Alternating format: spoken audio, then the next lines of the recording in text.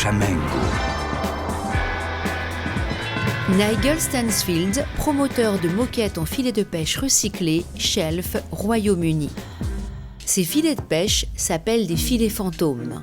Perdus ou abandonnés par leurs propriétaires, il y en aurait plus de 600 000 tonnes dans les profondeurs marines. Typiquement, une grande partie des filets de pêche que l'on utilise aux Philippines, une fois abîmés, sont jetés et se retrouvent dans l'océan, sur les côtes, dans les mangroves, créant un énorme problème écologique. Pour en limiter les dégâts et développer une nouvelle filière d'approvisionnement en nylon pour la production de moquettes, l'un des leaders mondiaux de ce secteur décide en 2008 de lancer un premier programme de collecte de filets de pêche dans la région de Cebu, dans le sud de l'archipel philippin.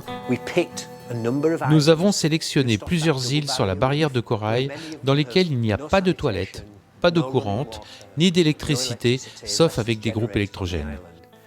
Pas de système bancaire non plus, donc nous avons mis en place ce moyen pour compléter leurs revenus.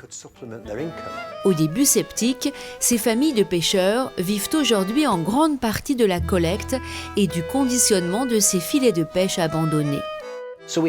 Il a fallu faire face à des défis d'innovation là-bas pour parvenir à réaliser des balles compactes, sans électricité et sans presse, afin de pouvoir les envoyer sans faire exploser les coûts jusqu'à notre usine de transformation.